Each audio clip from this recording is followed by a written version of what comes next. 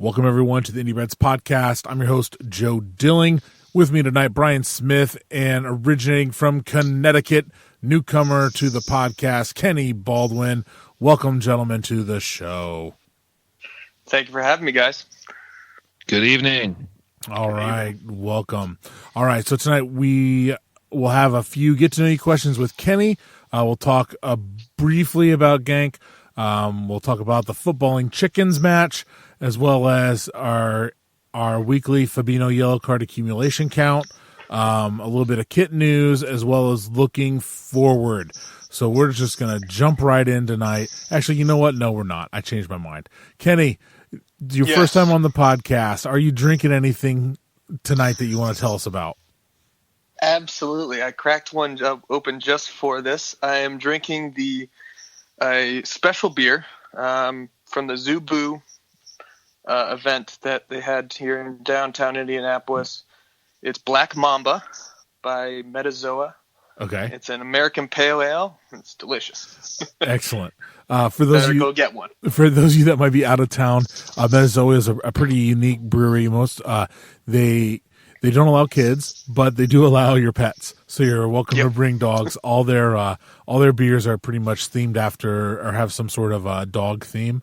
It's pretty cool. So they also have features. Yes. Oh, they also not to interrupt. No, go for it. They donate to wildlife and that fund. So all their themes are around that.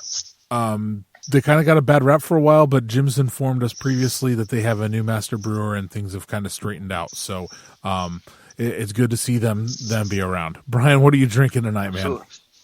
Well, first I have a question. Is they have a sloth beer, and there's not sloth in the beer. I think there's just sloth on the can and some other funky stuff like that. Sloth in the beer. That's interesting. Cans and artwork, and it's good to see that they're on the rebound. So I do have a drink tonight, and just back to the old tried and true. I had to break out the old kind of earbuds I'm working with tonight, and ditching the Bluetooth ones I was going to try. So I had to go back to a gin and tonic, of course. But it's some good stuff from down in Brown County, and it happens to be in a glass that's too large for this particular beverage. So we'll try it. Go for it, Sounds good. Why not? I was falling asleep before we started recording as I was waiting on kids to go to sleep. Otherwise, I was going to have apple cider and Fireball, but I missed that this evening, so I'm just going with it. Drink free tonight. All right, so let's just jump right in now, and let's start to get to know Kenny a little bit. So first off, Kenny, do you ever get tired of sharing your name with a South Park character? Yes and no. It's a bit of a loaded question. I've always been a fan of the show, so I kind of wear it as a badge of honor because I've heard it enough times. So every time someone says, you killed Kenny, and then someone else from across the room will say, you bastard, it's nice. So I know I'll have to watch out when I walk into UJ's now, but that might be the least of my worries. At least you know that we like you. You're getting absolutely. a bastard call. Yeah, exactly. So, Kenny, how so you moved here from Connecticut not too long ago. Yep. How did you get into following soccer and then follow that up with the Reds in particular? Yeah, well, I actually started watching soccer kind of more as a fan, probably back in 2009. And also with the U.S. national team. But back in high school, I don't want to date you guys too bad.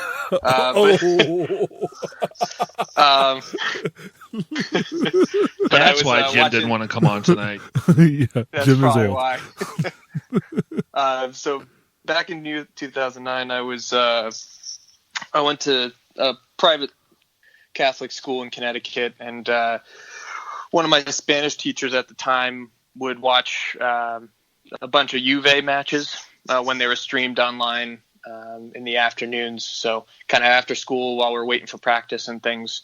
I watched the likes of Del Piero, Pavel Nedved, and Gigi Buffon. I know that's not very Reds related, but then but I kind of grew up in hockey and golf, so I didn't really pay much attention to soccer at the time.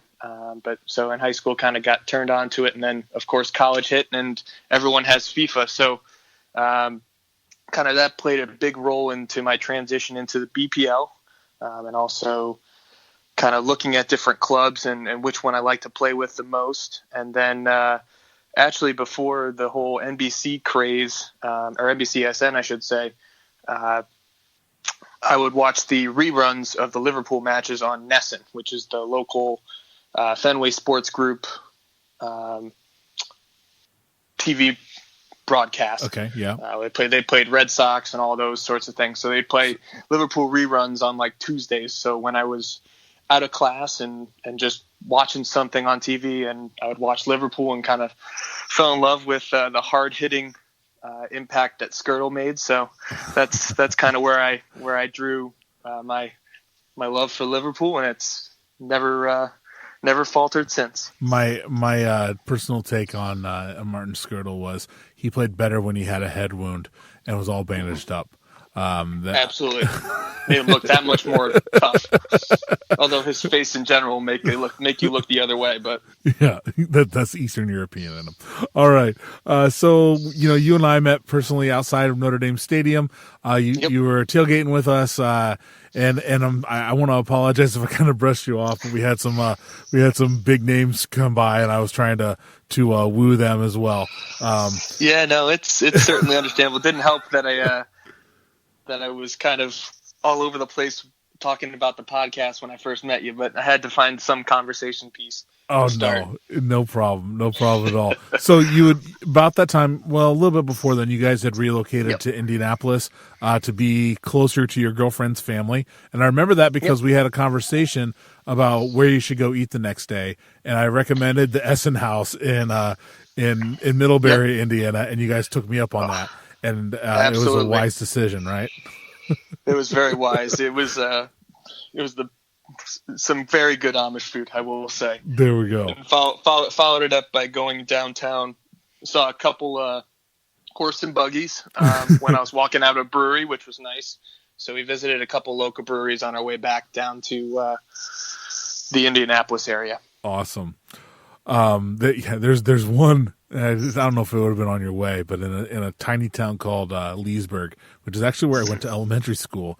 It's called I just forgot. Oh, whatever. But they have a beer that's called Milford Ditch, and it's named after the ditchweed that grows around a neighboring town. So, yeah, I was trying to think of that the other day. I was trying to remember the brewery that you were mentioning, and I was trying to think. It was like, was it Ditch something? And that's what it was, the beer. I can't believe I just completely spaced the name of the brewery. I've talked about it a ton, but so just go listen to old episodes and you'll find it if you're looking for it. I'm sure I would. So, so you moved here for your girlfriend's family. I just wanted to say, Tom Petty kind of hit it right. I'm twisting his words a little bit, but there's just something about those Indiana girls on those Indiana nights.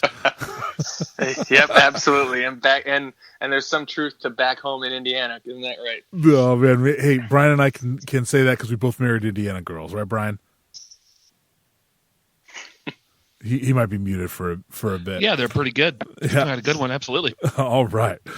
So, Kenny, you've been in Indiana for a while now, and if memory serves, you came in late spring. So you were, I think you told me that you were here for the Champions League final at Union Jack Pub. Yep. So, what's your favorite part of being an Indy Red? Well, that's certainly up there. Kind of going there for that match. My previous experience with them in the previous year, when they played Madrid in the final, I was thankfully able to attach myself to the LFC Hartford supporters club for about half a year. Watched some games there and was able to watch the final there. It was a huge turnout for that location. And I tried to be part of that club when I was back there throughout the beginning of the season. But then once the Champions League came and we were out in Indy, I had to lean on some friends of my girlfriend to try to figure out where the heck to watch the match. And that was certainly a high expectation to go to Union Jack. So that was a blast, and it was packed beyond belief. I'd say second, it's tough because I have three here. The Notre Dame match, because there's a lot of firsts. It was my first time seeing Liverpool live in person, so that was cool. First time being at Notre Dame. I've obviously being from the East Coast, I was always able to watch them play hockey when they come play the East Coast teams, but never was able to go to South Bend. And then kind of most recently, but and I'll shout out our goalkeeper Gabe, but the UJ Cup matches that we didn't finish in last in, thanks to our friendly Dortmund supporters. So I'll thank them and I'll cheers to them for that. Oh, I bet Bastian's loving that. Okay, so is the final question, and then we might follow up with this: is UJ considered home yet? Is that even a question? I mean, you see me there pretty much every week. Yeah, yes, it is. All right, that's awesome. Yeah, I saw that you were at Chattanam Tap over the weekend. Was that the one up north, or was it the one downtown? That one was downtown. Yeah, that was a powder keg, I guess, to walk into. I saw in the city supporters club right on the back. I mean, I was out. We went to the Barrel Fest at Flat 12 earlier that evening, and had some great meatballs at Mimi's Blue Meatballs. But we ended up at Chatham Tap, and I was told the wings were really good. I was like, okay, I'll go check it out. And it was a soccer bar. Didn't see any Liverpool anywhere. And so I kept my head down for a bit. And then as I was walking out, I saw a Carlsberg kit up in the very, very, very top of the bar. So we were kind of represented, but can't really say much else. Well, that's the downtown location is home of Manchester City supporters and the Chelsea supporters. Even though Brian likes to say that that Spurs location is the Plainfield Wendy's. I think they're trying to make is it Brew House, which is in South Broad Ripple, kind of their home. It's Leader no, House. it's not Brew House. It's Waffle House. Waffle. Waffle House. Okay. That one's on Pendleton Pike, by the way. Okay. Yep.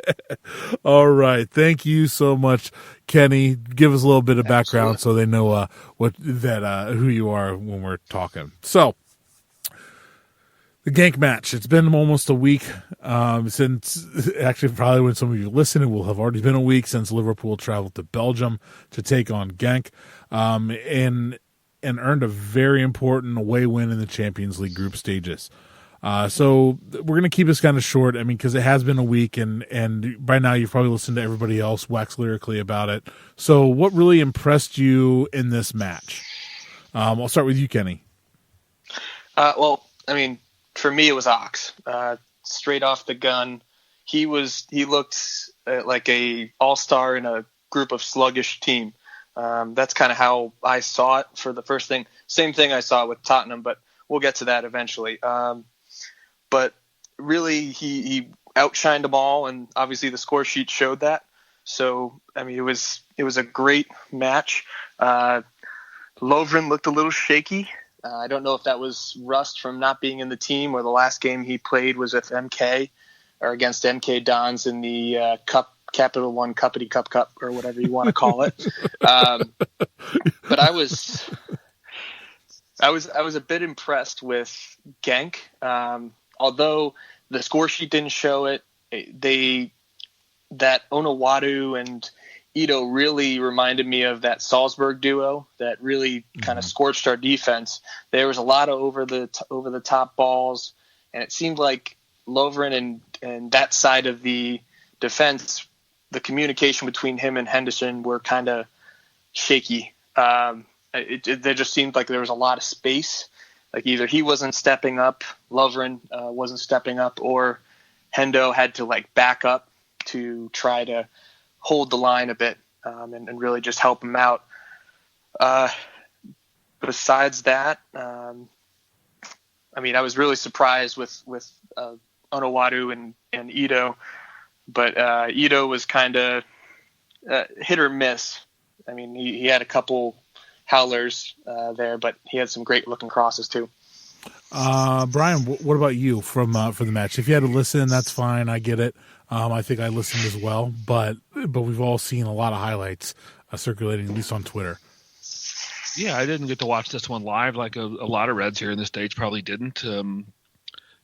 middle of the workday, etc. But yeah, I mean, some great goals were scored. Ox is certainly probably the highlight of the match. It was good to see Naby out there as well. Mm-hmm. For me, I want to see more of him, and those two playing together is, I think, going to be rare in the Premier League, or at least rare in a difficult game in the Premier League, because they're both, they're similar players. They're dynamic. They're probably our best midfielders at dribbling past somebody.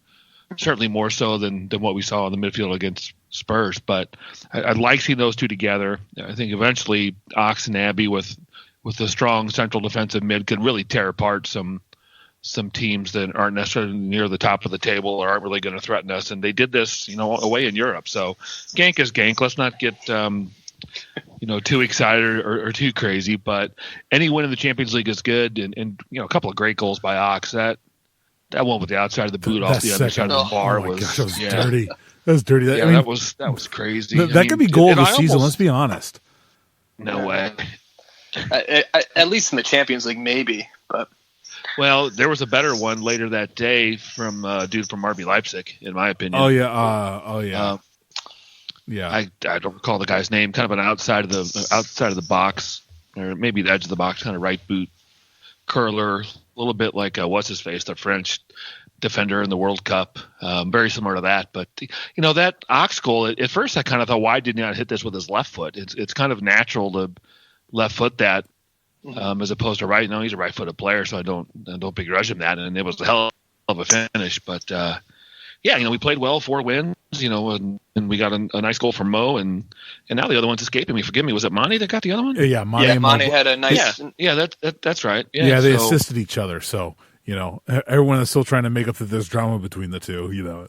Go eat an eggplant. Mane almost had another one after a less than normal pass. You remember that one, Joe? Yeah. I mean, Bobby's freaking amazing Rabana through ball pass splits the defender. There is some internal debate between Bryan and Joe on whether it clipped the defender. No, it's between Joe and the planet. No, Bryan. There are people that are on my side. Okay, I guarantee you on whether or not it clipped the defender going through. But anyway, it falls to Mane, and he's unable to finish. It would have been tough to do, though, I think, from looking at his angle and stuff. But yeah, it was beautiful from Bobby, and I think that some children were lost that day. Anyway, I want to see Milner make a pass like that. You want to know why? Why? This will be a Rabina Rabona. Oh, yes. All right. Da-da. Thank you. I just need to go on a T-shirt. Speaking of Rabina. Yeah, go for it. I was just watching. I was just watching the movie yesterday. The one about the whole Beatles and everything. Abbey Road. There is 2 Liverpool references. Well, besides actually him going to Liverpool. I know what he's talking about. Yeah, before he actually goes to Liverpool as part of the movie, there is a Rabina on the when he's having a conversation. It's on the table. Nice. Which I started laughing. I said, "There's Rabina," and also when someone was saying why would you go to Liverpool, and it says because of Mo Salah and this and this and this, and I'm like, okay, well, all right, there it is. Yeah, Mo Salah running down the wing. All right, I had a nice little chuckle at those moments. Excellent. All right, so yeah, it was great to get 3 points in the group, especially away from home. Just as a reminder, we didn't get any points away last year. Definitely didn't get an away win, and so there's still a chance for us to top the group. Also, Napoli pulls away in the end from RB Leipzig. Looked like a really good game and a good fun one to watch. I think it was 3-2. Am I right? Yeah. On that score? Yeah, 3-2. It was kind of like back-to-back goals there, I think, for a minute, too, as well. So it would have been a fun game to watch, but probably also buried on Bleacher Report Live. So, if you really want to watch the matches, I guess you have to pay the money. Yeah, I unfortunately paid for that one for Genk, but I paid for Genk, and I got the tail end of Salzburg, and then because when I was trying to watch it, I got lucky last time. We had Comcast in the Spanish channel here in Indianapolis, and we're able to watch the Salzburg match in Spanish, and I would just mute it. But for this one, unfortunately, it was Barcelona that took that spot against as expected. Yeah, I don't know who the heck they played. Zagreb, maybe Dynamo Zagreb, if I'm not mistaken. Yeah. But I was fortunate enough to watch the end of that. I think Salzburg actually came back. If my memory serves me correct, it was like 3 or it was like back to back, but they almost pulled it level at the last minute. So. And I did say Leipzig earlier, and I did mean Salzburg. So we'll get back to that. So, at least you didn't say Red Bulls 2. New York Red Bulls 2. They hung an L on the weekend. All right, so yeah, couldn't handle the wind. They couldn't, or the smoke bombs, right, Brian? That's right. Oh, the smoke. All right. Maybe we'll get to that in plugs on plugs. Okay, so let's move on to the Spurs match from Sunday. The lineup is out, and it's a lot like most of us expected. But there's a lot of talk online about, at least before the match, about wanting Keita and or Ox in that midfield. So, Brian, what was your thought when you saw the lineup? Like you said, kind of what I expected. The midfield I thought was a little bit conservative, but that's the same midfield that started the Champions League final the last time we played Spurs and beat them. So you can't begrudge Klopp starting those three in the midfield in a big match, even one at Anfield. So not a whole lot of surprises. We had the right players out there, in my opinion, and although the game didn't start like we wanted, but I was okay with the lineup. Kenny, any thoughts on the lineup when you first saw it? I liked it a lot. I did see those different kind of lineup pairings that they could have had. I would have liked, like as Joe was mentioning earlier, I would have liked to see Ox and Keita, but I wasn't 100% that they were going to put them in there. Maybe put him in for Hendo instead, or for Keita. But I mean, being midweek and then coming to play Spurs on Sunday, I think it was right of the grouping that they had. Not to beat a dead horse here, but I kind of wish Gomez did start though. Personally, yeah, you weren't alone. We'll just put it that way. Yeah. But the way that we look at this a lot is, Klopp sees these guys every week, every day, I guess. So he's kind of got plans for Joe Gomez, and I'm always the one that says let's not question him. But I'll admit I was kind of questioning Klopp and starting Henderson. Kind of had a stinker the last time he was out.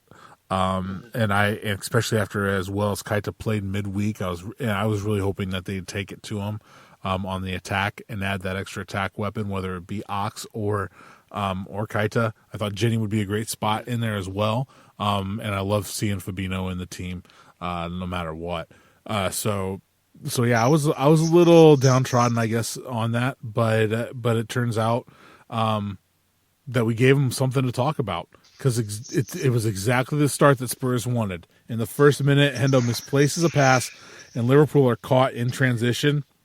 The shot. Oh gosh, it wasn't by Son? Was it? Was it Danny Rose? It was Son. It was Son. It Okay, was yeah. Son. So it was Rose to Son then. Yeah. So Rose dribbles up the field, passes it to Son. Son Henderson comes back and kind of forces him into the middle onto his right foot.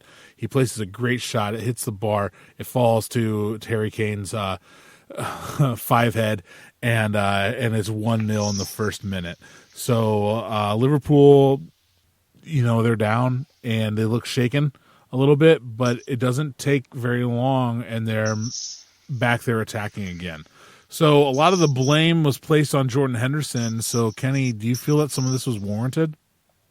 No, I don't. I mean, as soon as I saw you put Hendo blame, I wasn't. When we were at Union Jack, I didn't hear anything going against Henderson. I heard it more rumblings in the crowd, and Brian, you could probably vouch for this about Lovren. It did pop off Lovren before it hit the bar, just to not to put my first correction in there. But if you look at the replay, he kind of ducks, but he doesn't really want to duck. He kind of wants to knock it out or knock it over the bar, and ends up hitting the bar, which is unfortunate. But I don't want to sandbag him too hard, because he ended up showing up a pretty good performance at least in the second half, I thought. But Hendo had a great goal, honestly. I know you'll probably get to it in a minute, but I think he showed up from what he previously had in Genk and obviously the previous Premier League appearances. So Brian, what do you think? I mean, the ball, Henderson misplays a pass. It catches half the team out because they're up pressing, and it is a terrible pass. And then comes back and pushes Son to his strong foot, where Trent was already there and trying to push him out. Was it overcompensation? Do you put any of that blame on Jordan Henderson for it? Probably for the goal, probably 90% of it. I thought he played it badly in a couple different ways. I know you're a big fan of a conspiracy theory, Joe. No, so go I'm back not. to go back to Gomez for a second. Not answer your question, but there's some talk online and in some very respected podcasts that Gomez hasn't been training well, and that might be why he hasn't started as much as. I mean, last year he had a terrific partnership with Virgil first half of the year, and that just really doesn't seem to be in place now. But back to this goal, Henderson, I don't know that he necessarily misplaced a pass. I think he got caught in possession, near the center circle. He had a simple ball he could have played to Bobby ahead and to his right. He had a more difficult ball he could have played ahead and further wider to Salah. He doesn't play either one. And, I don't know if it was a bad pass and he just lost it or if he just got caught in possession. But either way, he loses the ball there, which we really don't want him to do at all. But, it was a bad giveaway there. And when he's tracking back, I think he's tracking back because he's pissed off in a way, and he kind of knows that he screwed up in the center circle. He wasn't trying to force Son back onto his more favored right foot. I think Hendo overruns it and overplays it badly, and really kind of it goes into Trent's space. I mean, if he's going to come back that hard, kind of square up parallel or not necessarily side by side, but a couple yards away from Trent, and not just plow into him almost, and then he basically gave Son a path onto his right foot to put a good shot off. And Hendo played – that was a worse play than giving the ball away, in my opinion. And, Lovren, it kind of squares up to perhaps go for a block. He does the right thing with his hands in his arms and kind of gets him out of the way so, no idiot referee can make a bad decision. And he does turn a little bit when the shot's flying at him, and he kind of gets a glancing header off of it. Mm. If he squares up completely, he probably takes that in the face and ends up with a skirtle wrap on his head or his nose or his neck or wherever it's going to hit him. But, it's unfortunate. It flies off the post of the bar. And I heard some people kind of complaining Virgil didn't really react very well to the ball off the post either. But, I can't really blame him for that. And I really can't blame Lovren unless you want him to take a ball in the face. I can't. But, I put no fault on Lovren, actually. I mean, I'm right with you, Brian. I mean, he does what he's supposed to. He's there to defend. He ends up putting it on the post because if it's any lower, they might have beat Allison to it. Who knows? I don't know the trajectory of it, and as well as his dive. I'm gonna have to probably watch it back another 4 or 5 times. But I'm with you, Brian. I'm not putting much, if any, blame on Lovren. And can you imagine if it goes off Lovren's head and settles in the side netting though, and Alice is just standing there? All the Lovren haters, and there are many of them, and I'm in that group. Sometimes I'm nowhere near in a Lovren hating club or on the board of a Lovren hating club or anything like that. But I mean that almost flew one off of his head, and everybody would have went, berserk. Incorrectly berserk, or berserk for no opinion in my mind. But Kane, was in the right spot at the right time and took off towards the goal after the shot was hit, like a striker is supposed to do, and it was a decent little header. Idiot Lee Dixon said it was easier for him to kind of volley that than head it, which is moronic. But whatever. But it's 1-0 and it's inside the first. Not the start that we wanted. That's for damn sure. Certain you guys was, we were okay. We were screaming or yelling or anything because it was so early, and they decided to try to waste 89 minutes, I guess, after that, because they certainly didn't attack anymore till they were. I mean, they get last 5 minutes of the match. They'd counter, and they had some good attack. Especially his son has a really good one early in the second half. But I think this was exactly what Spurs wanted. They wanted to try to nick one early, and they thought it would shut up the Anfield crowd. But let's give a lot of credit to the crowd at Anfield. They didn't shut up. I think they were probably even louder after the goal. And I think it buoyed the boys on. They're in full voice. So, but Spurs did what everybody in the world expected them to do. They dropped 10 men back towards the box and tried to spring a counterattack here and there. Our defense got their heads together and snuffed every single one of them out for all intents and purposes. And it was just previously they had a few chances, but let's be brutally honest, the rest of the half was predominantly Liverpool. I mean, at times Liverpool were peppering the Spurs goal but just weren't scoring. So a lot of praise has to be heaped on the Spurs keeper. I'm not even going to try to say his name for keeping Bazinga. us out. Bazinga. Gazinga. Okay. But my question for you guys is, was this a great keeper performance, or were we not testing him enough? So I'm sorry, I didn't direct that anywhere. I went to Bryan last. Kenny, this is going to come to you first.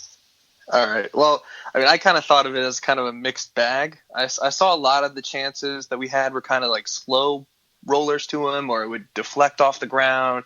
He'd have an easy pickup, but it looked like a strong chance. It hit a couple bodies on the way there. But really, he had some phenomenal saves where he went full stretch, knocked it out, or caught it. But then there was a lot of chances where we kind of scuffed the attempt. So it was really just a matter of, if we had a little more clinical finishes, then we would probably put a little bit more past him. But all credit to him for being a backup goalie and coming into that type of a field. I think Lloris has his work cut out for him to make it back. Yeah. To earn his spot back. I've never been a huge Hugo Lloris fan. I mean, he's a World Cup winner, but I get what you're saying. Bryan, what's your take, man? Was this kind of just a keeper performance, worldy, or did we make it a little easy on him? I think Kenny's right. I think there's a little bit of both. I mean, some of his saves were exceptional, like the one on Mo, like Mo's shot that fell to Bobby. Yeah, that double save there was terrific. And Trent's screamer from outside the box was a good save. Yeah. Virgil with a point blank header off a corner, and he just tipped it over the bar and didn't get very much on it at all. I mean, he was really, really good. It's kind of hard to. We had 13 shots on goal. I looked it up, and more than 20 shots overall. He had 13 saves, and a lot of them saves. were really good. He had 12 saves, and I think that was a record. From what we were hearing, like only De Gea had saved more in the EPL, in the whole time of the EPL, in a single match. He was real, and certainly kept that. Yeah. My point in this was, I watching back, it seemed like a lot of the headers, especially off of set pieces, were right in the middle of the goal, right to the keeper. So that's kind of where it was. But like you guys pointed out, a lot of it was these great shots, and some of them were fabulous shots. I mean, who knows if Lloris is going to save those kind of shots? Bending in towards the post, and he's just there. So yeah, a little bit of both, but we have to approach the question. So he saved one of them with his backside sitting on it, that close range one from Bobby that almost went between his legs. I mean, I still can't believe that didn't go in. Oh man, I don't think Bobby can either. By the way, Bobby with a fresh trim. I don't know if anybody else noticed that, but I did, walking out like half his head's bare. Anyway, all right, so on his head. All right. Yeah. All right, so Spurs were getting a bit under our skin at times, and I think it was more into free kicks. Like for instance, they were standing right over the top of the ball, not allowing Liverpool to take one quickly. I just wanted to kind of point that out as something I saw. They also were talking about it in the commentary a little bit as well, and noticed it. And the Liverpool players were getting kind of pissed. Credit to Spurs and Ponch for noticing that Liverpool like to take them quick and to give their team time to set up.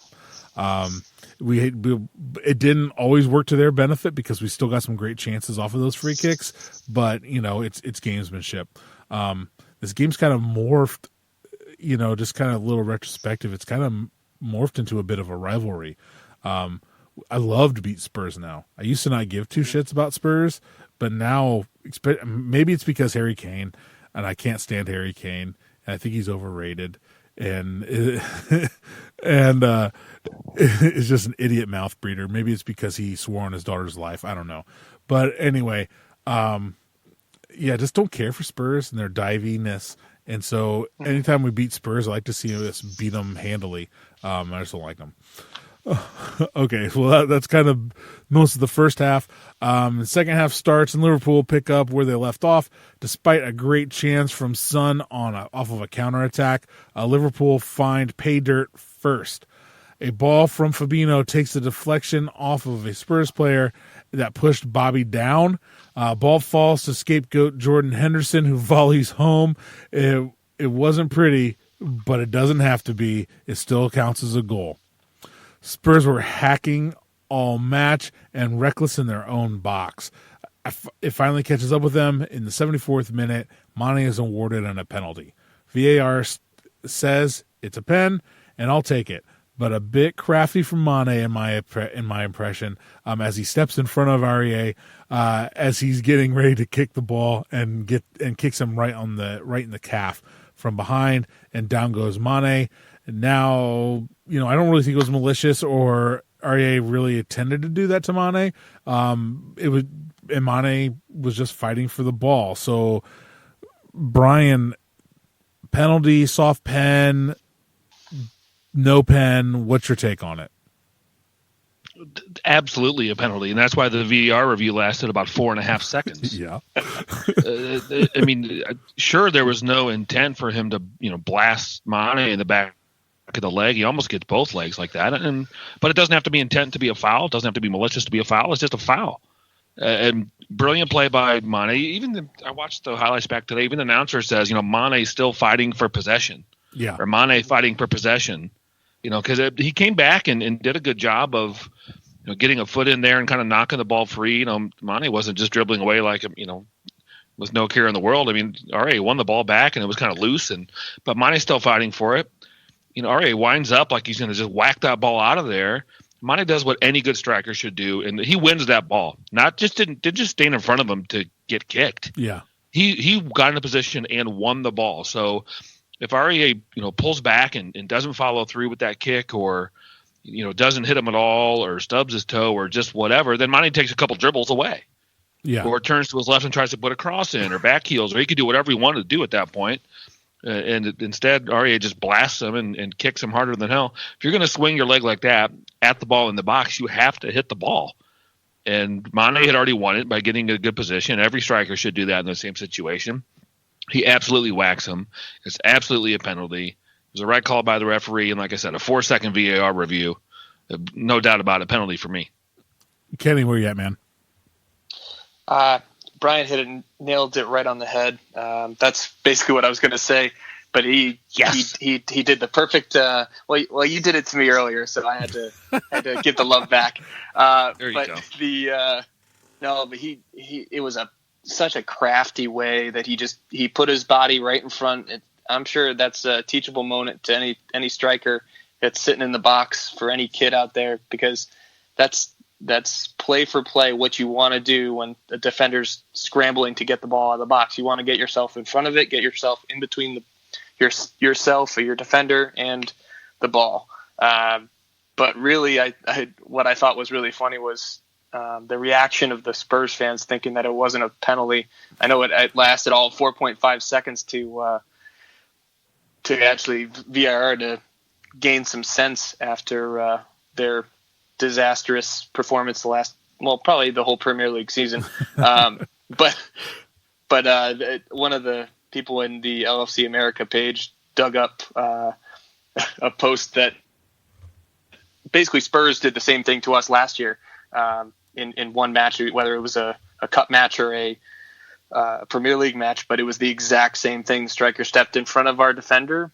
The defender sweeped through and got him, and that they called that a penalty. And I remember watching it last year and going, yeah, that's a penalty. So I'm not too sad about it. The thing kind of benefiting from it. The thing for me, and it pisses me off, is the saltiness of them and the gall that they have to say that Mane dives. Let's look at it this way. Like you said, they did the same thing last year.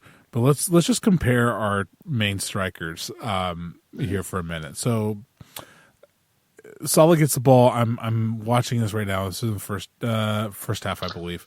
Salah gets the ball. Is basically drugged down, hands all over him, pulling and tugging.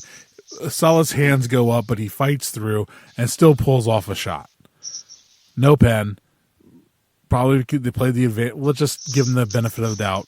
Could have easily gone down. Could have easily been a penalty, and we would have converted, and it would have been a lot closer of a game, a lot of different outcome at that point. However, Dejan Lovren goes over to the sideline, kind of puts his arm across Harry Kane's chest. Harry Kane takes 3 steps, falls down, grabs his face, and tries to get Dejan Lovren sent off for hands to the face. So let's just put it that way. You want to talk about diving? Go watch Harry Kane. He's dove against us before. He'll dive against us in the future. Same thing. Freaking Dele Alli dove against us before too, and that cost us a match before. Cost us a win. I think it was it might have been last year or the year before, and it was a stupid draw, and I think it was at Spurs. So yeah, go. Stop being a hypocrite. I mean, seriously, your boys aren't perfect, and yes, sometimes strikers go down a little bit hard or a little bit soft, but at least ours wouldn't have collapsed after the first time that there's any kind of contact. So you're just being a bit rich and salty, and it just drives me nuts. So, anyway, let's get back to this. We haven't talked about it yet, but in case you didn't know, Mohamed Salah steps up and slots home 2-1 Liverpool. I thought it was a really good pen. Salah's penalty? I did at first, but now it sounds like Brian, you disagree. I thought you were saying that I mean, at first it looked pretty good to me, but on second through 10th glance, I don't think it was.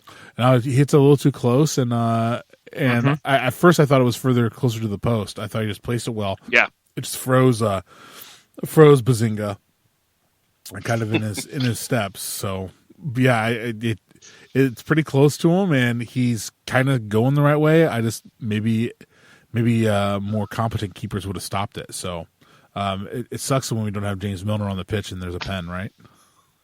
Yeah, exactly. I was calling for it at Union Jack as soon as Mane went down and they called the pen. I was like, get Milner in there. Take out Hendo now.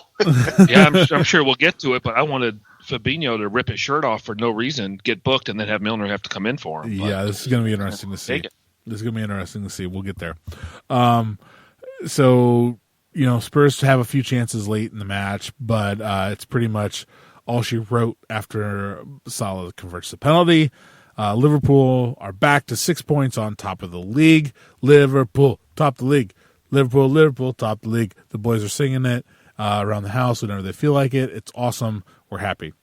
Fabinho avoids a yellow card. Here, I told you we'd get here. He remains at 4. Let's talk. His next one sees him suspended for a match. I'd give him man of the match for that, but he's going to need to stay out of card danger next week against the Villains so that he can be on the pitch for the visit from Manchester City. So he doesn't get my man of the match. He would have if he would have gotten a yellow card against Villa. There is our card watch for Fabinho. Brian, do you play Fabinho against Villa? No, I don't. He's been exceptional this season, and although there were some moments in the first half where I kind of thought he struggled a bit, looked a little bit leggy, his second half performance was fantastic, and I might be in the wrong in the first half. Looking back at reading some things that have been written, and that a lot of people are saying how great he was. The second half, he might have been our best player, and that's really saying a lot because we had some guys that were awesome. But I do not want him to play against Villa at all because although he could easily get through an intense game without a yellow card, heck, he just did it against Spurs, against a team that was just trying to counter. He had a lot of balls to break up and clearances to get to and win without fouling somebody. Him playing against City is critical for us to get a result in that game and perhaps win it. We haven't lost in the Premier League in 40 some odd games, right? Mm-hmm. And it's more 40, than that. 43. It's more than that at home. I do believe the last game the game that we lost was against City. He didn't start. If you go back to that entire run, no, he hadn't really turned it on yet. Yeah, he hadn't, and he's certainly in much better form now than he was at all. At that point, but he's too important. I would not play him against Villa at all. And not even for like a 10-minute cameo at the end. I mean, somebody could dive, somebody could try to do something stupid. A referee could make a bad mistake, and I wouldn't play him at all. So, am I in the wrong here? Or what do you guys think? Kenny, go for it. I didn't even think of that, and I'm thinking it now is makes more and more sense because, like we were just talking about before with that midfield mix-up. I mean, heck, you could throw Keita out there against Villa.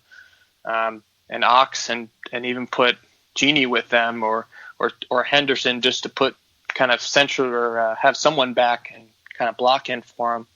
Or Milner, whoever doesn't play in the cup match this week, put them in the 6 and we can beat Villa without Fabinho, I'm thinking. I would think so. I mean, Mings is going to be tough to go against defense wise, but I hope I eat my words on that and we just make him look like the former Bournemouth star he is. There we go. There we go. All right. So with that being said, I'm with you guys. I think give him the day off to avoid losing him for City. I think he's going to be very important in that City match. Seriously, I am going to give him my man of the match. I thought he was fabulous. Brian, actually, no, I'm sorry. We'll go to Kenny. Kenny, who's your man of the match? Andy Robertson. No, I thought Andy Robertson was the man of the match for me. I loved Fab. I had Fab in there as well, and Trent a bit too. He had some great crosses. He looked a little rusty, but obviously coming off of injury, it's nice to see. But I thought Andy was, even when we were kind of looking a bit sluggish at the beginning after we just gave up that first goal, unfortunately, to Harry Kane.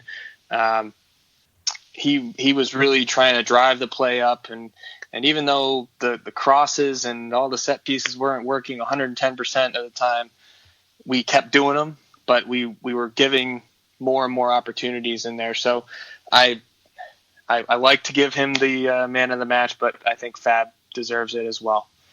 He really is a little spark plug. They need a little bit of a spark, and he's there. They might not understand what he's saying, but they can read his emotion.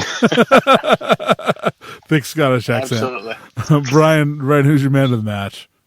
Oh, Andy, he's like the Scottish Tyler Pasher, isn't he? Those of you that are Indy 11 supporters know what I'm talking about. Oh, awesome. I don't know what to say here. We kind of let Kenny get away with like 4 man of the match picks there, but I guess you narrowed it down to Andy. I heard Fabinho, I heard Trent. This is kind of interesting. So if he's picking Andy and you pick Fabinho, those are both good choices. I thought Mane was really good. Yeah. And not just winning the penalty. I don't know if we've really have anybody else that's going to win that penalty. I mean, he closed down that defender in about 5 or 7 strides and to get into that position and was just running his ass off all day. And, didn't do well on that one header in the first half and a couple other things. So it wasn't quite up to man of the match performances, but Fabinho was right there. I'm giving it to Trent. He took a couple of first half near post corners that were just driving me nuts because they were really not good at all. Yep. And we were really screaming at the wall at UJ's about some of these near post corners. And then they started, taking them far post and mixing them in. And he put in some really good balls on set pieces and lots of other crosses. I thought Trent was exceptional today. A lot of those chances that we didn't really hit well, and then we, glancing headers that went wide, and even some of the really, really good strikes we had and good chances were from Trent's balls. Even the ball that Mane latched onto to win the penalty was, a bit aimless, but that was even hit by Trent as well. So he's in the right place at the right time all game long. and just putting his foot through the ball, putting in good balls, and was really dangerous. Most of the time, except for a couple of near post corners, and they all seemed to come in about like a 4-minute span, and it was just driving us nuts. But regardless, or I guess despite that, I'm giving my man of the match to Trent Alexander-Arnold. So, Brian, staying with you, do you have any honorable mention to Trent, Fabiano, or Andy Robertson? An honorable mention? Yeah, honorable mention, man of the match. So, kind of like runner-ups ish. For me, it's just Trent and then Fabinho. Okay, great. Yeah. Kenny, anybody else that you thought had a really good match? I liked what Brian said about Mane. I mean, I thought I didn't even think about the attacking three because of just how much we were kind of in our own end and a lot in transition. I really didn't. I was kind of saying at UJ, but I'm seeing that we're doing less and less pressing, which is kind of a little concerning, and that's what we made our staple. But that's why when I see Andy running up the wing or Trent even doing it on the other side, so I guess I would say my runner-up was Trent as well. So, all right. In their defense, though, it is kind of hard to press when they're not coming out of their box. So there really isn't a lot of very true. And we've been seeing a lot of that lately. We might not see it against City, and that's where we've been able to capitalize on it before. I mean, we all think of the ones where Bobby's almost nicking it from Ederson when Ederson's pretty much standing on the ball in his own box. We've seen that a few times. We've seen a few other ones. So before we move on, I'm going to surprise a few things on you. Brian, do you begrudge Allison for not trying to score at the very end of the match, or you just say, it's a goalkeeper union thing? No, I think the goalkeeper union thing is one of the dumbest things I've ever heard. So there is no unspoken, I'm not going to shoot because you're trying to come up here to get a corner. That is, and I'm not directing this at you, Joe. You're one of my best buds, so I probably sound like I'm being a jerk here. You're a jerk to me all the time. I've heard other people talk about it, Brian. That's why. Oh, I know. I've responded to a couple of people on Facebook about it. I think it.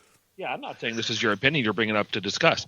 It's moronic for anyone to suggest that with any type of substance behind it at all. There is no double secret goalkeeper unit. I'm not going to no. First of all, he's not going to be able to score from his own box. No one can hit the ball hard enough that's going to make it to the end line without a defender. Xabi Alonso did it from the center circle or the opposite side of the center circle. I know, Brian. I know. 35 yards advanced, and Xabi Alonso's not a goalkeeper, so strike 3, I guess. But no, he's not going to get the ball there with enough power before a defender could easily track it down as it's trickling the last 30 yards. No, it was the right move. Hold on to it. Waste another 10 or 15 seconds. Absolutely the right move, because then he punched the ball down the field, and guess what? Didn't make it all the way to the end line. No, he didn't. But he barely made the opposite side of halfway. Yeah, I think that was by design, but still. Yeah, well, sure, he put a lot of height under it, but 2 more touches and the game is over. So it was the right move to hang on to it. I know the crowd was yelling at him, and I might have done that too because it was kind of fun, and there were some people yelling at UJ's for him to shoot, but it's. There definitely was. I know you were just teeing. I know you were just teeing me up, but there's to suggest it is silly, and I'm not a goalkeeper. I prefer to score goals rather than stop them when I was younger and fit and played some. But I don't know, Kenny, am I wrong to be flying off on these goalkeeper union conspiracy theories? No, I wasn't going to go so far on the goalkeepers union, but I was just going to say it was a smart move. I mean, obviously, I was one of those at UJ's. I was like, oh, put it in the net. But honestly, I didn't think that it would be possible. And I know he watching it back, he had made the right decision. He held on to it. He waited, just as you said. He put it into a place that was going to have a lot of heads going up for it. And obviously a couple touches. It was in the 92nd and 35 seconds out of 93 minutes. So it was definitely the smart play by Allison, and obviously a world-class goalkeeper. So, yeah. I don't begrudge him at all. I mean, seriously, it was like you guys said, this is the right thing to do. It just would have been fun to see. Oh, certainly. And wipe the smugness off the Spurs fan faces. All right, so before we get too much further, though, I did want to bring up a little bit of table watching. I know Bryan and I are old school, and you usually don't look at the table before Christmas, but we just have one more match and left in October, and then we're 2 months. We're 2 months away from Christmas right now. So just to look. Liverpool sit on top with 28 points. The team that we just defeated at home are a good, 16 points behind us in 11th place. Manchester United have moved up to 7th place, and they are a good 15 points behind us. So there's a lot of teams right now in that 13, 12 point status. But I'm going to give some shout outs, man. I've been pretty impressed with what Brendan Rodgers is doing with Leicester so far this season. They're sitting at 20 points. Yes, they're 8 points behind us, but they're in control to be in top 4. And it's early in the season. They put up another good half of the season. Excuse me. Yeah, like they finish out this half of the season, they could be even a little bit further ahead of some of those 6th, 7th, 8th place teams, and they're not looking too bad. I mean, 5th place is on 16 points. That's 4 points above Arsenal. Now, granted, there's a lot of time and but Arsenal Football Club right now, guys. Sorry, I just kind of interrupted myself. Arsenal Football Club's in bad shape. I don't know if you've seen anything going on with Granit Xhaka, their captain, and getting ripped by the fans all over the place, and now him fighting back. Sarri's just kind of oblivious to everything, and it's just things aren't good right now at Arsenal Football Club. I know that we're going to play them midweek for the Carabao Cup tie. Cuppity cup. Cuppity cup. But it's just they're not in a good spot. And your 6th place team is Crystal Palace Football Club. Wow, Roy Hodgson. So now we're talking about 2 former Liverpool managers, by the way, and Roy and the Braj, in the top 6. That's interesting to me. There's 3 of them because Klopp's up there too. Well, I said former, Brian. Former. I'm just messing with you. Klopp hasn't left the club yet. Is this the Liverpool Managers Union theory? Is that they have secret theory? Meetings with bells and gongs and strangers in masks? It's all held at Braj's house, which is being sublet by Jurgen Klopp. Everybody's eyes are completely wide shut when they have these meetings. I don't know, Brian. Do you think 4 points ahead of Arsenal Football Club for Leicester and Chelsea is going to cause a mammoth collapse? I think for Arsenal. It's going to take a mammoth collapse from Leicester or Chelsea to fall out of top 4.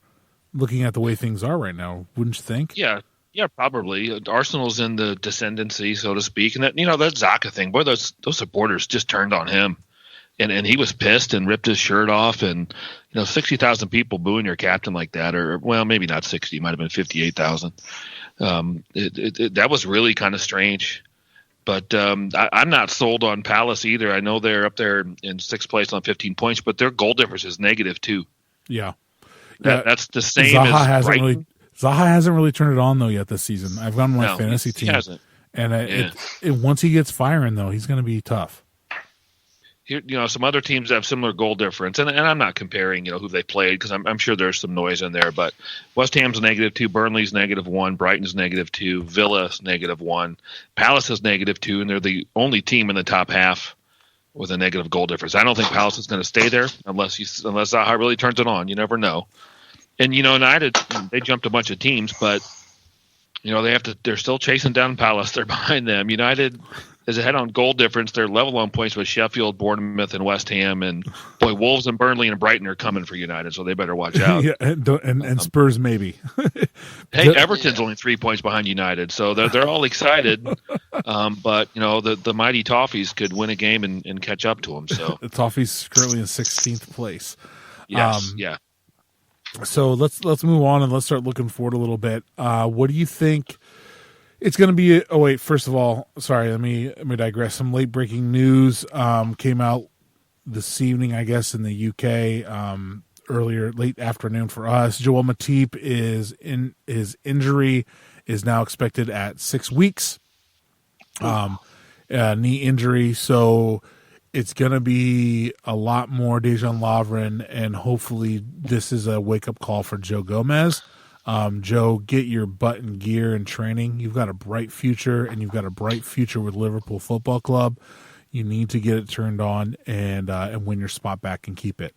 I'm bummed for Joel because he's been playing great since February last year for us, and I'm really bummed for him. He's probably going to earn a new contract because of it. But hopefully this is a wake up call for Joe Gomez. At least the match against Spurs and not playing against it is something. But anyway, so the talk. One thing about that, Joe. Sorry to interrupt you, but No, this 6 weeks is the estimation. This is a knee issue, as you said. That's expected to be 10 games, which of course includes City, which is only 2 weekends from now, from recording. And he will. Matip should miss all the remaining Champions League group stage matches. So Gomez is going to play. He's going to have a chance to play because I don't think we're going to throw Milner back there at center back or Hendo or Fabinho maybe. But I don't want to do that. Or Sepp. So Vandenberg. Yeah. Yeah. So no Joel for 10 matches. So like you said, time for Joe to rise and shine. All right. So I'm going to come to you first. Sorry, Kenny. Nope. How do you think we line up? It's all going to come down, I think, to lineup against Arsenal. It's going to depend on who they send out and who we send out. Do you expect Liverpool to come in with youth again? Do you think it's going to be a nice mix of youth and upper tier first team players, or do you think it's going to be that, hey, let's just give it all we got and let's embarrass Arsenal Football Club?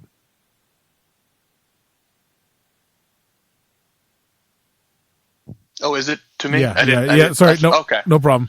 Go ahead, Kenny. Well, I'm leaning towards youth, but that's just because I want to see Harvey, Ryan, and Vandenberg in there.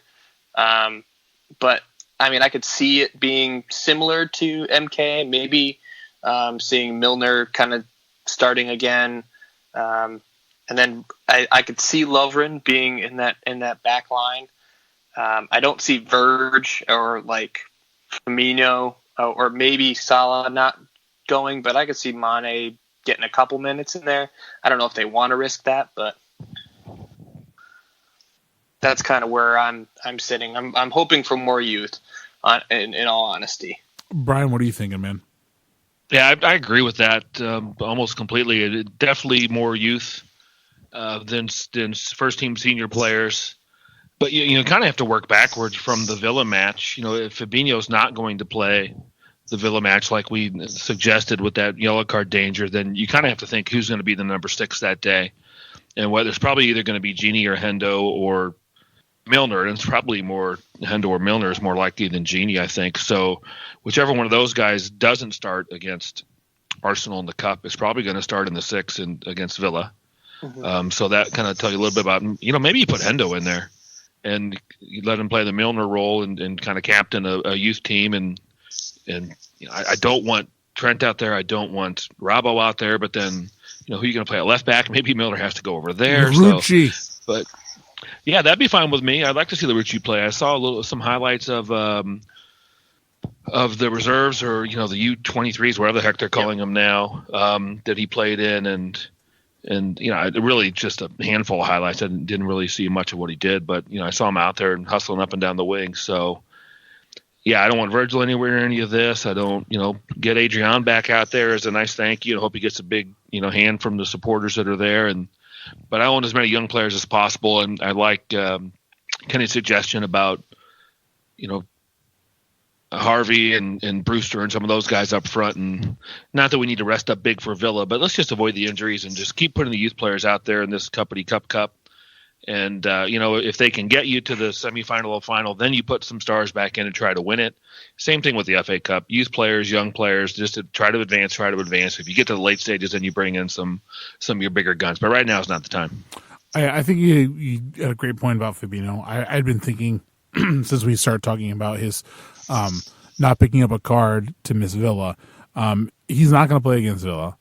And so put him in this match. Let him kind of show these young guys something, and put him in there. I really don't expect Virgil or or Salah to play, especially with Virgil having dead leg, and Salah getting subbed off because his ankle was starting to still give him some pain. Rest him up, save him for Villa. I want to really embarrass Villa. Welcome back to the Premier League. Welcome back to Birmingham, Liverpool Football Club. So I do want to see Harvey. He was great against MK Dons. I want to see a lot of him. I want to see Brewster has something to prove, in my opinion. He could have done more against Dons and didn't really. So I'm really interested to see how that goes. I think you're going to see Ox and or Naby in the midfield. I think he wants to give him a good run out.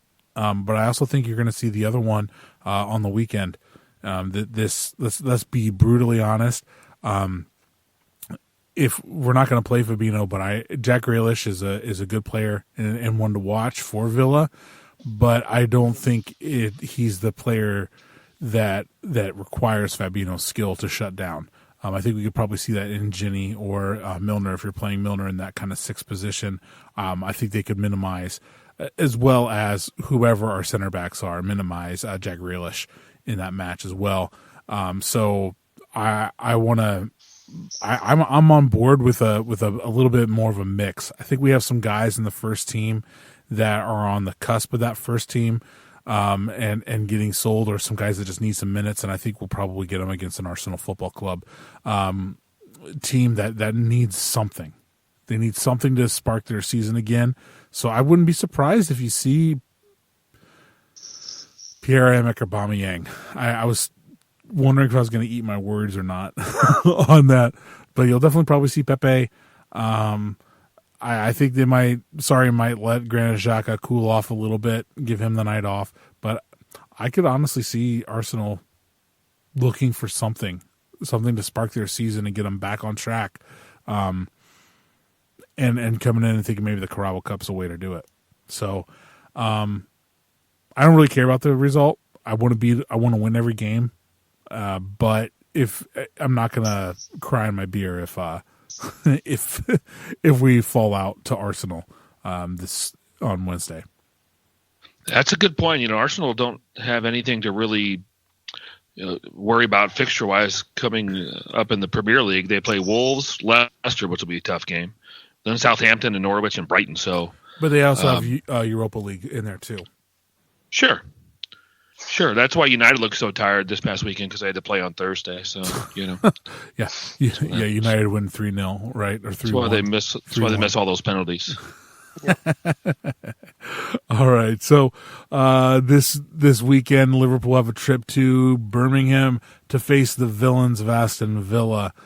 I kind of already previewed a little bit in my mind, but Brian, what are you thinking about in this match? How do you want to line up? What kind of you thinking on score predictions? Score or outcome predictions? Yeah, we should win the game. It's Saturday, lunchtime kickoff here in the States. The time clock changed here, so it's 11 o'clock Eastern time. Those of you that I guess they're changing their clocks over in the UK, so it's weeks or two where it doesn't kind of match up. So we'll win the game. It's at Villa. But, they haven't been particularly good, as we talked about, and we should have some players back. Hopefully Mo's back, and we just look better when Mo's out there instead of Divock joining the front line. So, we'll win the game, and I'm looking at maybe a 2-0 or 3-1, something like that. We might hopefully get a clean sheet out of it, but I don't see a problem. I don't think this team is now just too experienced to go into a game like this and look past it, thinking about the next one that's on the horizon, whether it be Champions League or the next big one against City that's right around the corner. These guys have played too many big games for that to really get into their heads and cause any issues. They're just too good. So I don't think that'll be a problem at all. Klopp will be all over that if they're not training quite like they should, and et cetera. So we win. I'm going to go with a 3-1. All right, Kenny, what are you thinking, man? Damn it, Brian! You're stealing the words right out of my mouth. He's good at that. I was gonna Sorry, say man. it was gonna be a knockdown, drag out affair. I think it will win pretty handily. I was gonna say 3-1 as well, but just in spite of that, I'm gonna say we nudge an extra one. It's gonna be 4-1. What? 9-0? Are you kidding? That never happens in this league. Are you nuts? God, I wish I had had Chilwell on my fantasy team this weekend. Jeez. Yeah. Or Pulisic. But not to pull us back too far, but I also wanted to say, I didn't think of it before I had it here. We should put Teixeira in there for the Arsenal game, because he caused us the controversy that just got us a fine, so we might as well throw him in there. Oh no, let's not risk it. Let's not risk it. Oh man. All right. I haven't watched much of Villa this year, though, to kind of continue that point. I mean, looking at their wins, they beat Everton, Norwich, and Brighton, and they lost to City and Spurs. So, I mean, they lost to City pretty handily, but watching the highlights, one, they have ugly third kits. If you watch those highlights, they're Wait, these City or Hunter Villa? Green, I think they both do, Villa, right? well, yeah, of course City has bad kits, but no. But besides that point, they have like this hunter green, black, and red. I guess it's an homage to. I had to look it up to their 93-94 away kits, but even so, it's a stretch. But it's an ugly, like, it's almost like a dark forest green. But I was distracted so much that they actually looked good when they were playing against City in the first half. So I kind of wanted to get an idea of what we'd be going against, and I don't think it'll be too difficult. I think 4-1 is a pretty comfortable score there. Don't sleep on these teams. We're gonna get their best game every single week. Mm-hmm. I don't know if. Oh, absolutely. I don't know if it's gonna be the same can be said for Manchester City now, especially because they're 6 points behind us in the table, but everybody's going to be gearing up. Liverpool's the hot team, on the tip of everybody's tongue. Whether it's criticizing or in support or saying I was really impressed, or that Trent Alexander-Arnold and Andy Robertson are probably the two best backs in England, and the ones from Tottenham Hotspur were complete trash. Thanks, Roy Keane. If you hadn't heard that, I love hearing it, especially out of Keano's mouth. But yeah, I just always leery. I think back to Brian. I don't know if you were at any of those matches, but the last year that Villa were up, it might have been a Butler student or someone, but there was always one Villa fan there, and at least for the Liverpool matches, and we either got a draw or we lost to Villa in their last season up, and it just kind of grates me. Definitely we were the better team, but these matches can happen. But like I said, I don't see their defenders being a problem for Liverpool, especially in the defense. And this is a championship side coming up. I mean, who knows? Maybe if they bring it to us like Norwich did, we'll get surprised. But or Sheffield, yes. But let's be honest, Sheffield's sitting ninth in the table, eighth in the table, right behind Manchester United. So Sheffield's done it so far this season. We've done it when they've needed to. So we'll see how it comes out. But I'm predicting Liverpool win. I don't do scores because I'm always wrong, and I believe in jinxes. So, or at least I am a jinx. So we don't. You are a jinx. I am a jinx. So that's why I don't go to Indy 11 matches, right? And then they end up winning.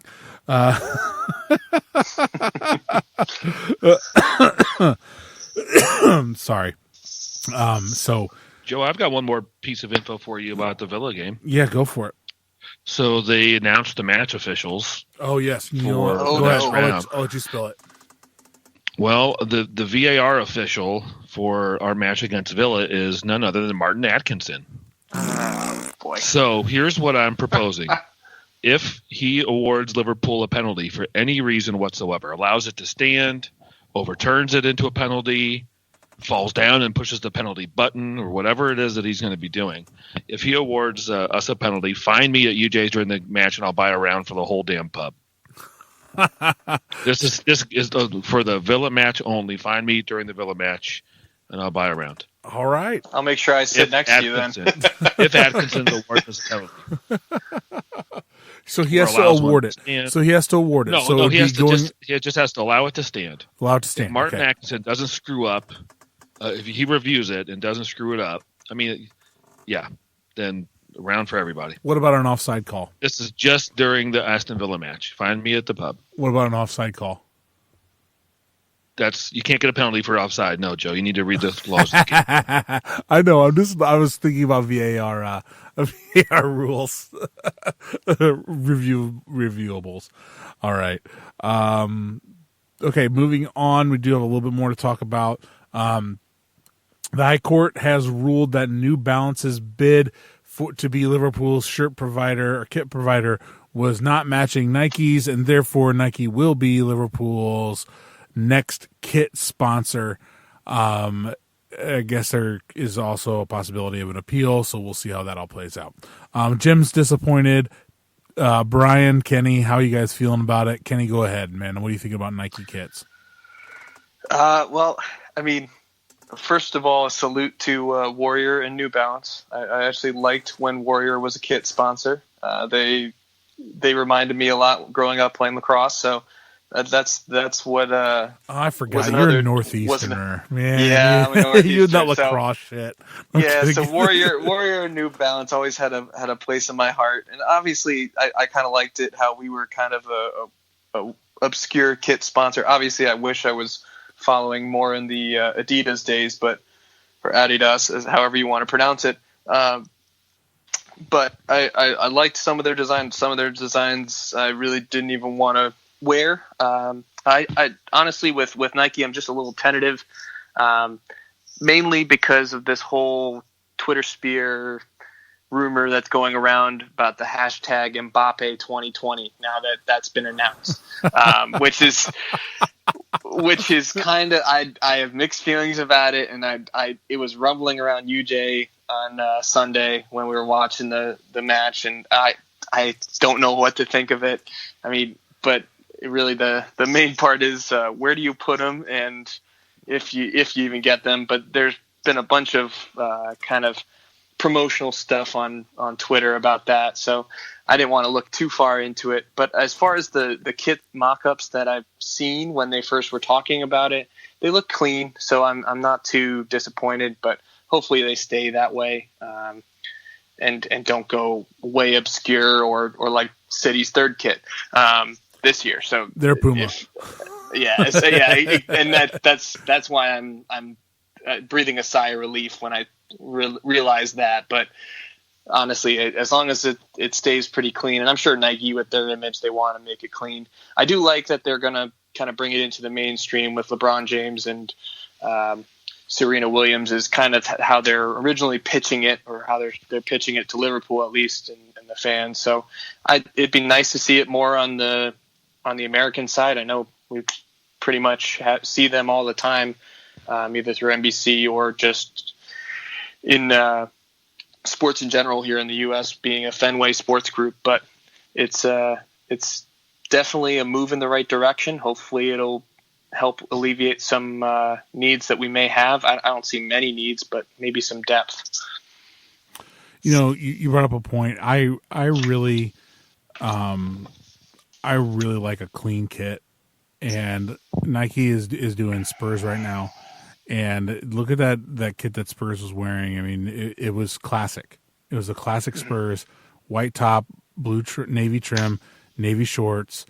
And I don't see why they wouldn't do something similar with Liverpool, you know, as long as it's the right color red. Yeah, and, that's the main concern.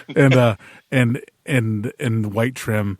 red shorts, I don't see Nike going wrong anywhere in there, and the money is going to be pretty dang nice, and the exposure, especially in the far eastern countries, it comes out that they're really LeBron's big in China.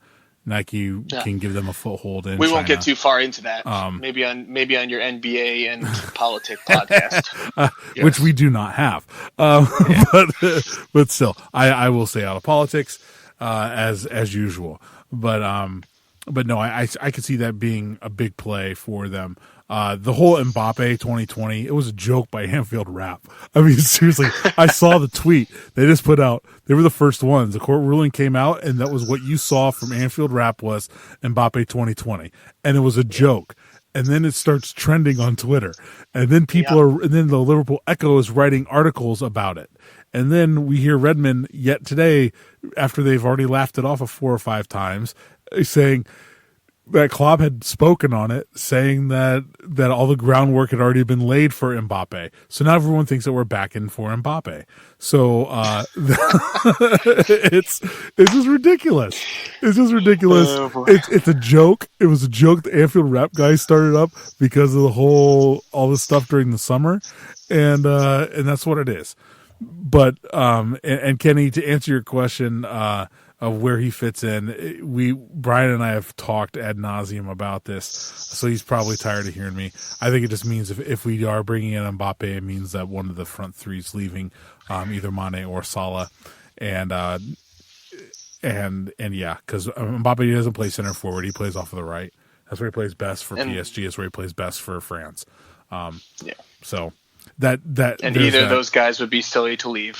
They would be, but I mean, you're growing up as a poor kid in Africa, and at the time they were growing up, I mean, that was the time of Luis Figo, not even Cristiano Ronaldo yet, but Zinedine Zidane at Real Madrid, and Real Madrid sucks right now. And who's their coach? Zinedine Zidane. So you see these guys every day, week in, week out. There might be some of that luster. So. That's my only thought on that. I don't see him like going to Italy, or even Barcelona, because I think Barcelona still has that premium. The only place that they would go would be to Real Madrid. But I digress on that aspect. Bryan, where do you think on the whole Nike being kit sponsor?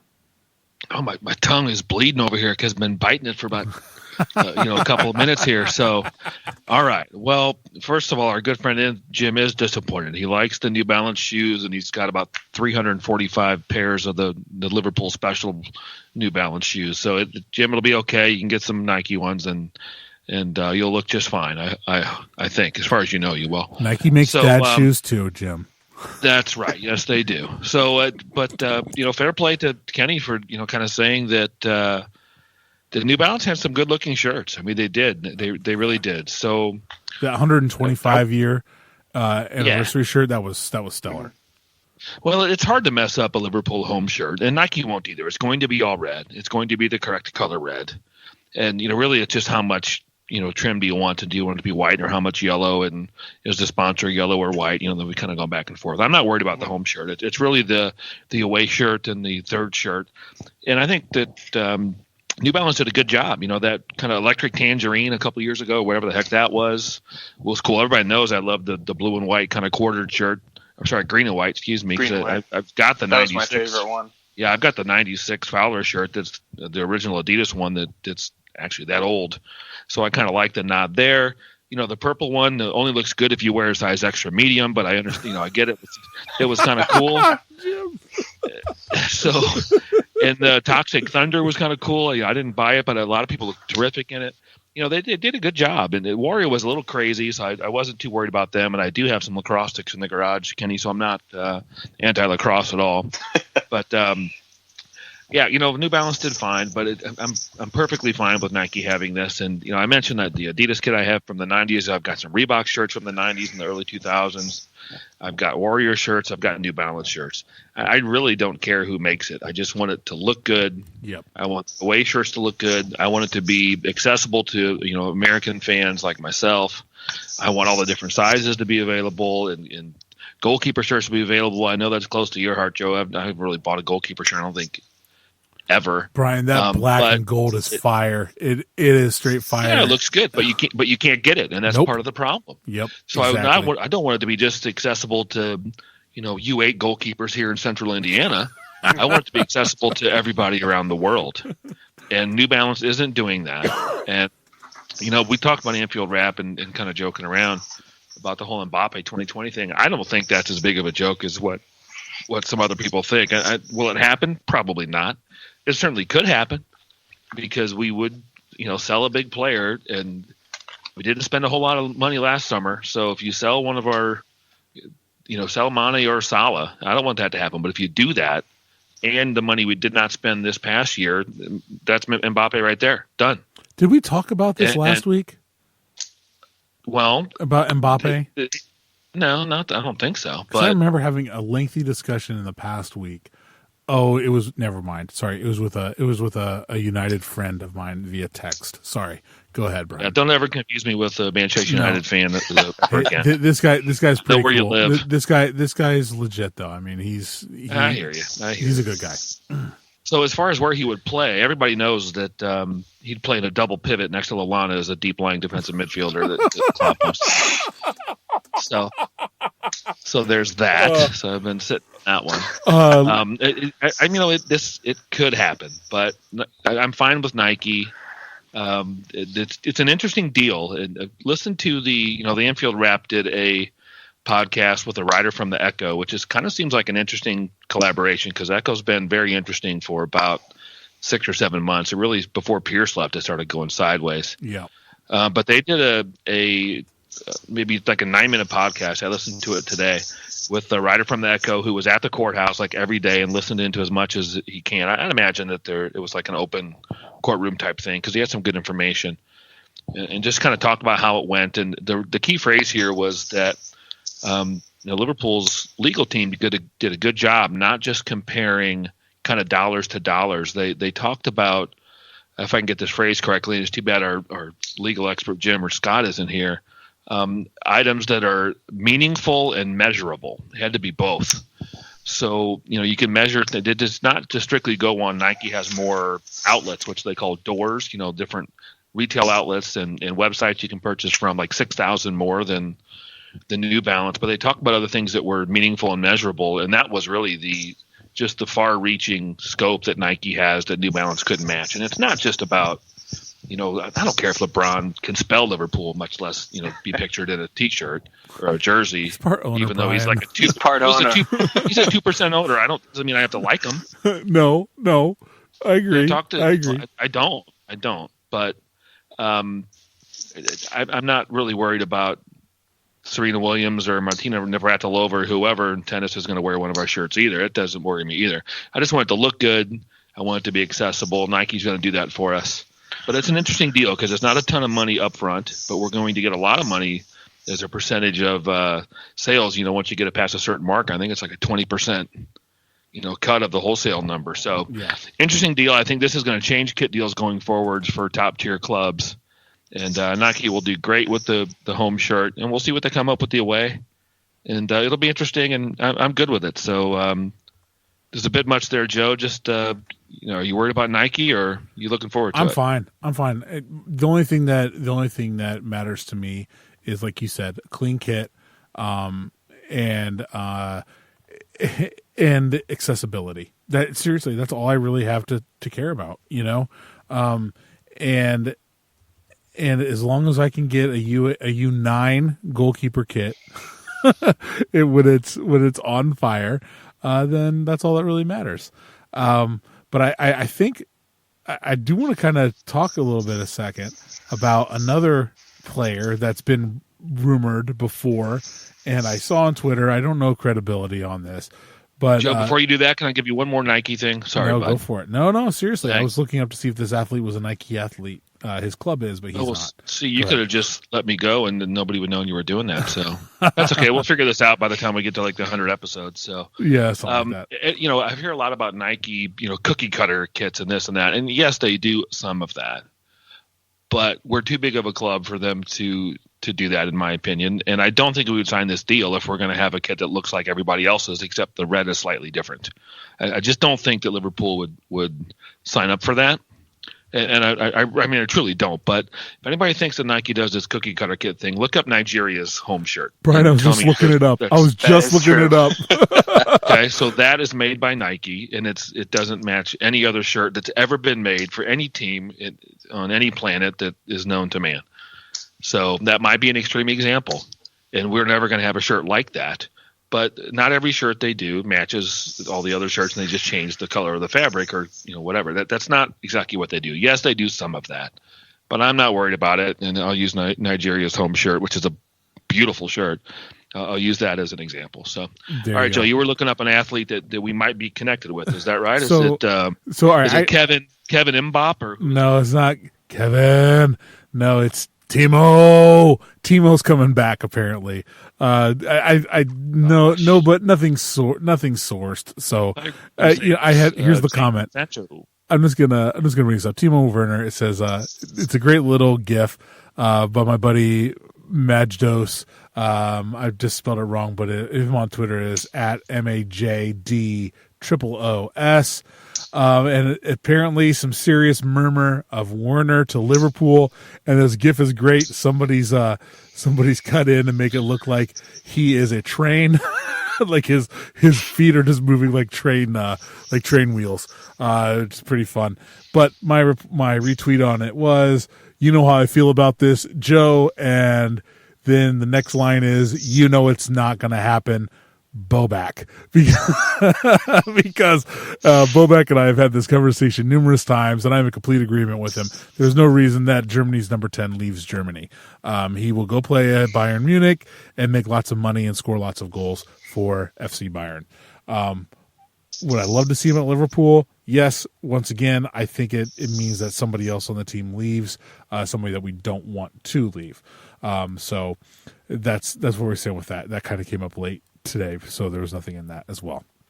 Okay, guys, anything else before we start wrapping it up? Take your silence as I'll take your. I don't think I have anything. Take your silence as a big fat no. So let's start with plugs, non-plugs. Kenny, it's your first time on, so you get to start with plugs and non-plugs. Well, it may sound like a Oscar speech here, but first, my first plug is to thanks the Indy Reds and you guys for all welcoming me in with open arms from the Champions League match to every weekend from here on out. So, and especially you guys on the pod, you kept me going throughout it and making sure I'm up to date on all the banter. So I appreciate that and having me on. I don't think I have any non-plugs, so I'm going to leave that to you guys. Something may come up if you guys start saying something, but I'm just going to leave it at that. All right, Brian, over to you. I'm going to non-plug coming on the pod, not having a non-plug. so there's that. Now, Kenny, you did a good job. It was a pleasure talking to you. It's always fun watching games with you as well. So I am going to non-plug Lee Dixon. I kind of mentioned it in the when we were talking about the Spurs match. I mean, this guy, just this commentary, I didn't really notice how bad he was. He was bad last week. He was bad again this week. That one shot that Salah took, he talked about Salah was not being fazed by the really good pass and went ahead and shot anyway. I don't really understand that. He's just awful. And doesn't know what Lovren's doing on that one long ball that beat him for something. It's just weird. I don't quite get it. And so now I'm plugged into Lee Dixon. But really the big one here is we've talked about VAR a lot in the Bundesliga and how they're doing extremely well with VAR. They had a horrible call this weekend. Did you guys see this? No, I didn't. No, I didn't.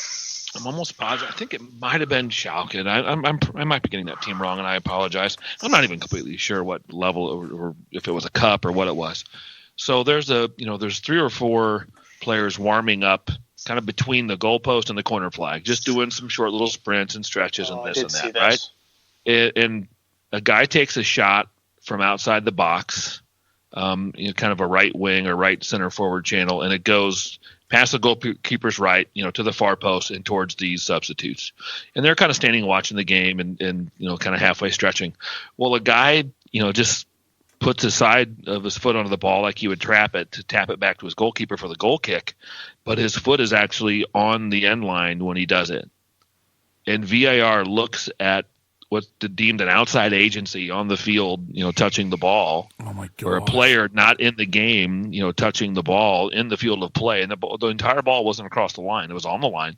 And awards a penalty for a substitute. And there were fans closer to this ball sitting in the front row seats than there were any players of the attacking team. I mean, this thing was flying and it was out and it was hit hard and it was 10 yards wide. It was the most incredibly stupid thing I've ever seen called. I guess a rule's a rule and the guy's dumb, but yeah, bad. Just a non-plug to VAR for that, for calling that penalty. It was just awful. So, couple of plugs. I want to plug the beer list at Union Jack, and they just keep adding new and interesting things and stuff to try, and old favorites coming back. They do a great job rotating that. So if you like, even if you're interested in some big name stuff, you don't go too obscure. They've got that as well. So a great job to UJ's lately. Plug for them for a great beer list, and always a good time there. And like I said, if Atkinson in the VAR room gives us a penalty or allows a penalty stand against Villa, find me during that game and I'll buy you a drink. So that's my self plug there. Last one. I'll take one since Kenny was kind of short on that tonight. I want to plug VAR in the Premier League because there was a foul or a dive called on a yellow card given in the Palace match by dumbass Atkinson again. And the VAR referee, which was Jared Gillette, I'm not sure you pronounce his last name, reversed the yellow card and awarded the penalty. Wow. So make Martin Atkinson look stupid again, which is always fun. But yeah, VAR took away a yellow card for a dive. It was on Zaha, I believe, and awarded the penalty. Nice. So yeah, that was great. That's exactly how it should work. And, plug for that. So Joe, take us home. I'm going to plug Indy 11 Football Club. Indy 11, or at least the soccer club, whatever. Indy 11, our local team, make it to the playoffs, get third place in the division. Had a really rough start, didn't win a lot of games, turned it around. We're leading the division for a bit, struggled a little bit down the stretch, but ended up making the playoffs. Got to host a home match on Saturday. I was unable to attend due to some other reasons, but the best part is that they got to return to what made Indy 11, in my opinion at least, the Michael Carroll Stadium on the campus of IUPUI. I really wish I could have been there with Jim and Bryan, singing, drinking some beer, sneaking in beer. Well, Jim tried that, but failed. Sorry, it cracks me up. I might have been slightly more successful doing that. They're not going to pat down Fatty. That's why I always got the stuff in. I wasn't calling you fat. They were doing it right. Yeah, it was a wand, metal detecting wand. So, oh man, Jim's as ultra as it gets, but in this particular effort, he wasn't quite up to the task. But maybe next time. But yeah, maybe next time. So yeah, good to see them back there. Win a home playoff game, go to the next round. Unfortunately, they have to travel to Nashville, Tennessee, face the second team in the division. So we'll see how that plays out. But let's go into 11. Come on, you boys in blue. Non-plug to a rival soccer club, in youth soccer club, had a big tournament this weekend. And why the hell are you going to schedule matches to start at 8:00 in the morning in late fall, almost to Cicero, Indiana? Sorry. That's where the soccer fields were, 196th Street, way up there. Took a nice long time to get up there. Cicero. Almost to Cicero. 196th Street. It is. It's seriously. It's halfway between. Sorry, I can't even say it with a straight face. Shorter could ride his bike there from downtown. That's how close. It's only 10 miles from. No, it's 13 miles straight north from where I live. But whatever. Anyway, it's a bitch to get there, and it's even worse when it's driving rain and in the fall and it's completely dark, pitch black out. It was disappointing. We're supposed to play 3 games this weekend, but due to the rain, we had massive monsoons. I think they said like something like 2 inches. Well, not monsoon. That's a bit extreme, but 2 inches of rain in the greater Indianapolis area. All fell in, not even maybe in a 12-hour period. But yeah, we didn't get to play our 3rd game because they were making up games. They ended up canceling. Fields are probably in a pretty rough shape. I get it. I'm not too mad, but I'm still going to not plug them because I don't like them. And they made me go all the way up to 196th Street. But first ever non-plug to the weather. This is not to the weather. No, historic. No. To the other youth soccer club that made us go up there. Oh, I thought okay. I was going to say, because that'd be quite historic as a first ever rookie mistake of non-plug and then weather. Yes, that's an unbreakable record. It's there. Oh, weather. No, I have no problem. We need rain in Indy. But anyway, so yeah, that's what I have. So I want to thank Bryan and Kenny for coming on. It was great having both of you on.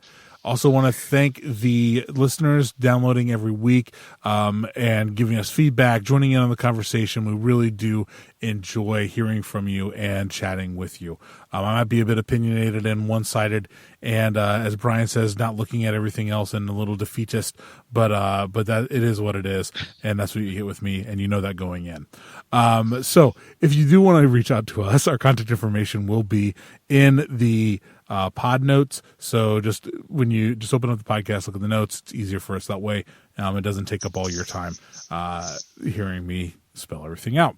So this is Joe Dilling signing off for episode 95 of the Indie Reds podcast. Before I finally say goodbye, I forgot one thing I did want to plug.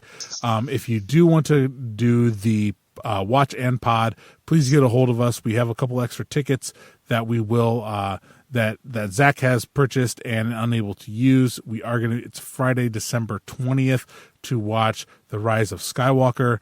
Hope you enjoy it. Hope you download and love the podcast after you've watched the movie, and definitely love to hear your theories and interpretations of stuff as well. So this is Joe Dilling signing off for episode 95 of the Indie Reds podcast. You'll never walk alone.